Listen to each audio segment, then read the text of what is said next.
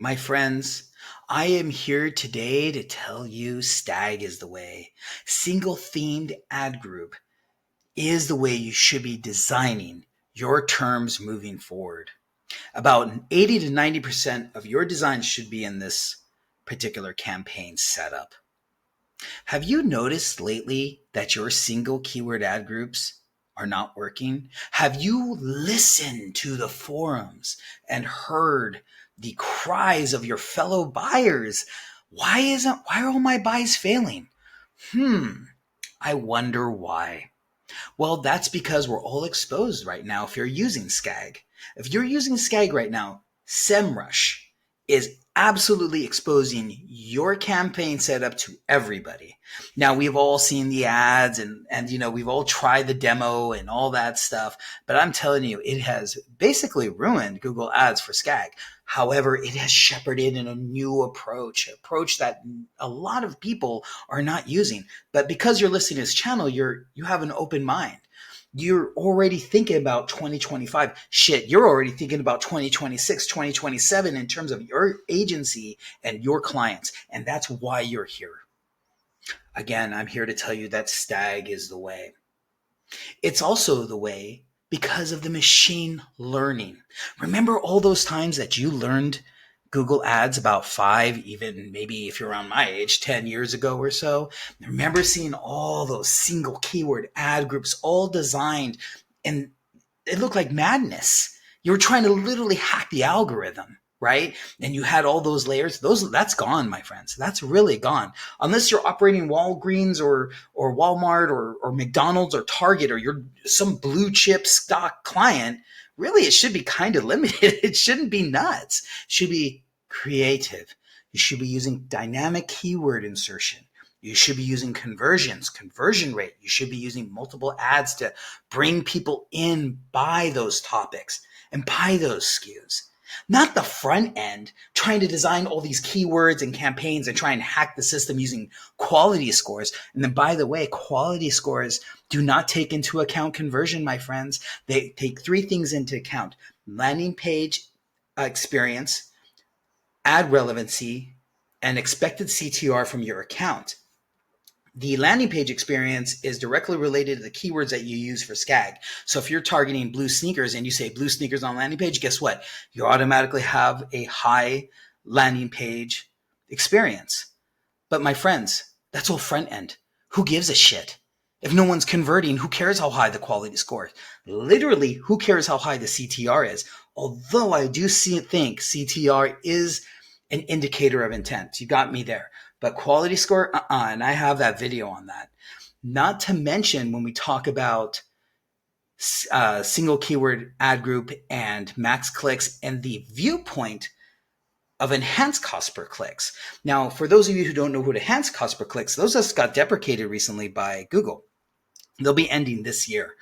And what that is that's when you basically have a max click setup with a cost per click or max clicks, and you actually create a little wiggle room to optimize to better performing traffic that may that may convert, right? So it actually identifies in that shit traffic you have from max clicks or the manual bidding, it actually identifies the person in there or several people that are high converting and targets them and bids higher on them for a better conversion. Well, guess what? That's going away. Did you know that? So what does that mean? That means max clicks is going to get shittier. That's what that means. And that means conversions is where you should be going. Remember, conversion rate, conversions, event fires, event optimizations, understanding that your add to carts, your initiate checkouts, your purchases, your payment methods, who's filling that out? Is anybody filling it out? Because if you have a high quality score with lots of traffic and no one's converting, guess what? That's what's been going on, my friends, lately this year. That's why everybody's so nuts, because they're seeing this happen and no one has any answers. But that is going to change today because STAG is the way. So let's look at this a little bit closer, if you will. So with SKAG, you get highly targeted, right? It relies on exact, it relies on phrase matches. Okay. And it also relies on quality score. We just talked about quality score, my friends. That's all pre-click media. What do you do when you have a high quality score and no one converts? No one gives a shit. Tell the client that we have a high quality score, but oh yeah, no one's converting. They could give a shit. You got to look at the conversions. You got to look, is that right objective right? Is the add to carts filling up? Is the initiate checkouts filling up? That's how you are you 30 for 30 conversions over 30 days? Are you one conversion over 30 days? That's what you have to, where you should be looking. And where does that take place? In the STAG approach. Because in SKAG, what do you do if you're targeting these narrow terms and they don't convert? Yeah, you have phrase. Okay, I get it. And exact isn't exact. I've heard that. But at the end of the day, you're limited. Why not broaden? Let the algorithm work for you. Don't fight it. My friends, you're not smarter than the machine learning going on here. I promise you that. You can't work faster than the real-time bidding setup. Let it work for you. Let it take that tremendous workload. Like envision. I want you to envision for a minute those SKAG approaches. Envision all those ad groups. And I know you've seen them. Anybody who's old school kind of knows what I'm talking about. And look at all that work going into it and just take it off your hands. That's what STAG does. That's literally what it does.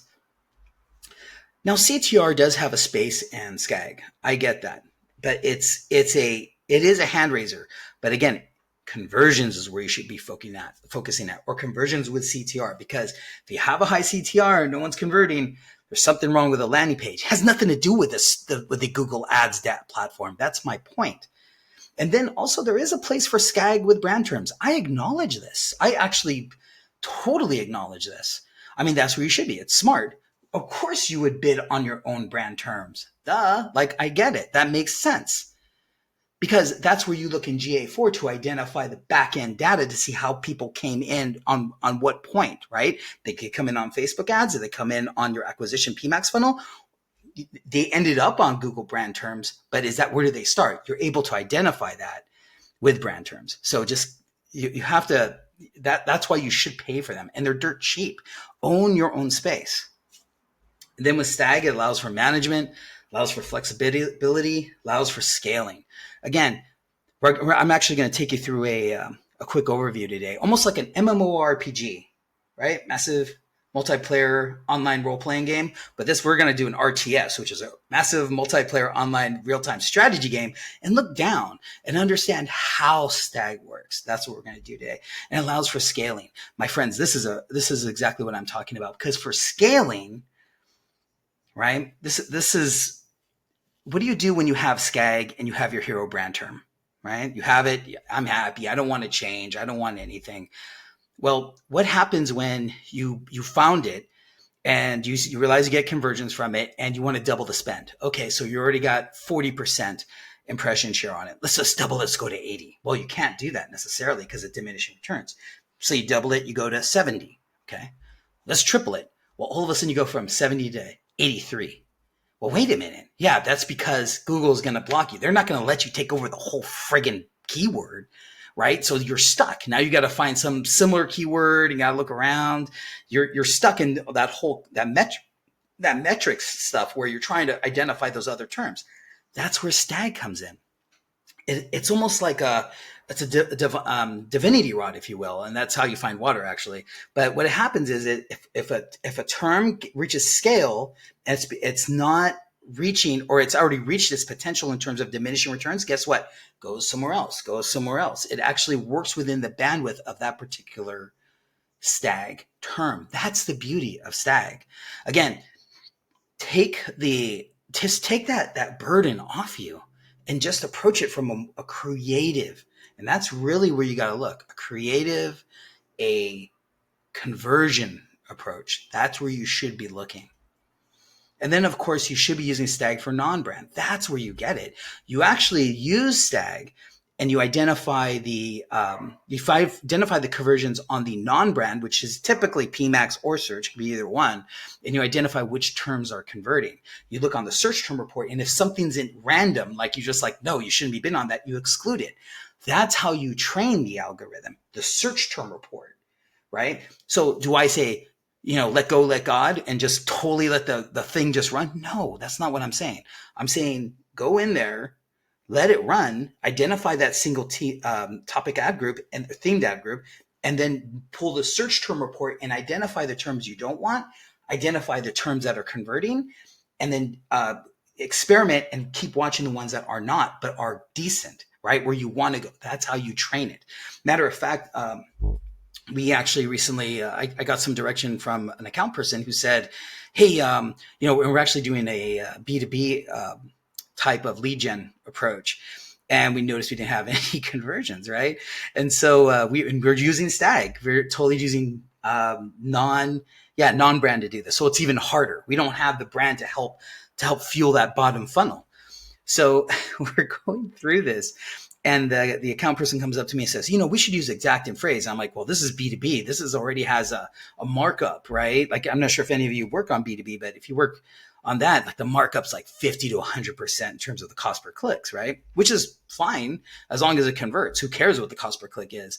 Well, lo and behold, when we switch from smart bidding to, or the broad match to, to exact and phrase, guess what?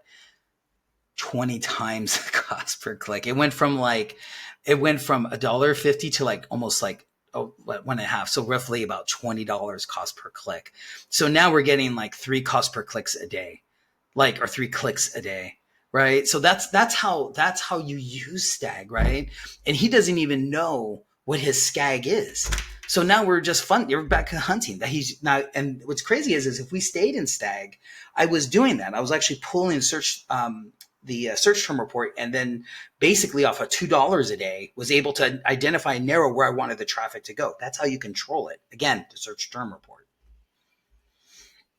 And again, just driving it home, SKAG, too much work, heavy management. Again, you're limited in where you can be. Scaling is limited, just like I was talking about, right? What happens if you have that non-brand and you can't drill down further, right? You got to kind of find something else, or you got, hopefully you just jump into STAG, and it's ruined by SEMrush. SEMrush has destroyed SKAG. And would I be here today talking, smack on it? I don't mean to talk smack. It's just my experience that it's really hard to do. Now, there are some terms that do well, that are brand. I mean, sure, if you're a local business, of course, I would probably do SKAG. But if you're have a serious client, mid-level corporate client, you're in this area. You're absolutely in that area. You may experiment or whatever in SKAG, but eventually you're going to be found out. Eventually that non-brand term is going to go right in the sewer.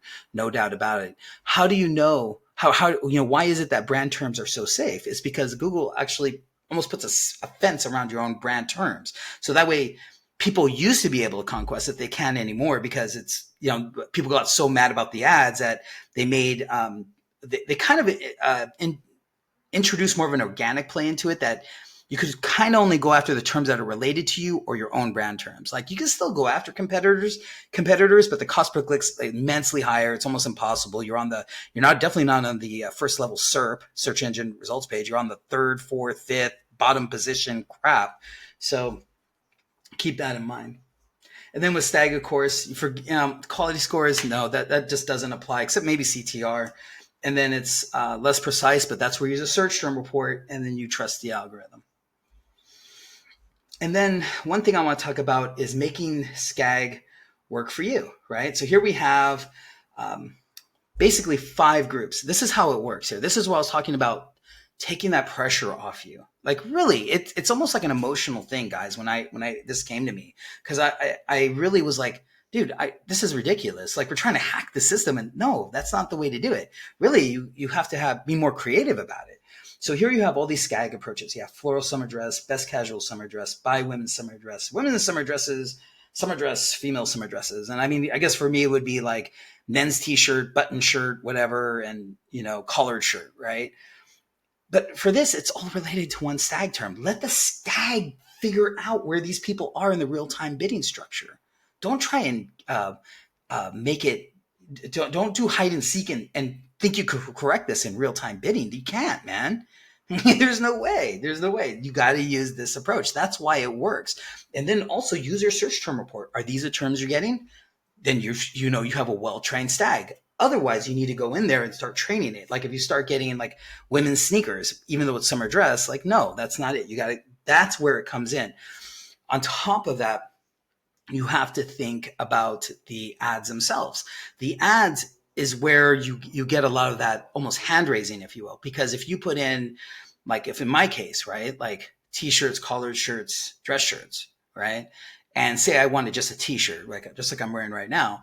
So if I have that t-shirt and there's an ad that says t-shirts best deal, black t-shirts, right, or something in that kind of thread for in that ad, it's going to actually identify my search term, right? It identifies my search term that I entered into Google, senses it in STAG, and then connects me to that ad for t-shirts. So I enter t-shirt, senses it in STAG, connects me to that t-shirt.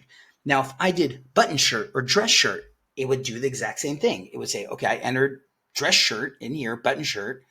STAG would see it and get me the button shirt creative. Do you see how that's how it works?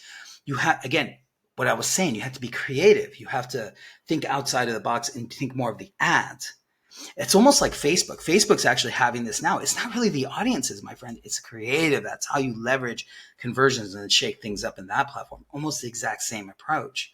And then you should be using DKI, dynamic keyword insertions, to even make it more simple, to actually let the algorithm say t-shirts, button shirts, dress shirts, black shirts here. So that way it automatically populates a search term I related to the dynamic keyword insertion code within the ad. And again, my friends, if you need to find out more about that, Google that dynamic keyword insertion. I should probably that's actually a great idea. I should make a video on that. But dynamic keyword insertion is how you should be doing it. That's definitely, that should be included. And that makes it even more simple for you. Great. So I believe that's, oh yeah. And then here, making STAG work for you. So how do you group these terms? Joseph, you talk about making sure that the keywords are, it's all about STAG. How are you doing it? Well, you do it in different categories, right? Like I was saying, men's shirts. We had summer dresses. That's how you do it. And then you do services, plumbing services, drywall services. Like, you see where I'm saying? That's how you develop those themes. And same thing with groups, product groups. You have shoes, you have shirts, you have skirts. We actually have, that's actually why I came up with the female fashion, because we have 2 female fashion clients, and that's exactly how we group them. So just think of it as a theme. And if you need help, I mean, really ChatGPT is a great place to get help for this. Typically I'm able to fit everything in within 1 to 3 groups for one client, 1 to 3 groups. Through one campaign. SKAG, of course, you need, way more groups, way more campaigns, et cetera. And then, of course, you need to control the groups through the campaign. So if you need a dedicated campaign for that particular group, you got to break out the campaign, right? That's how you do it.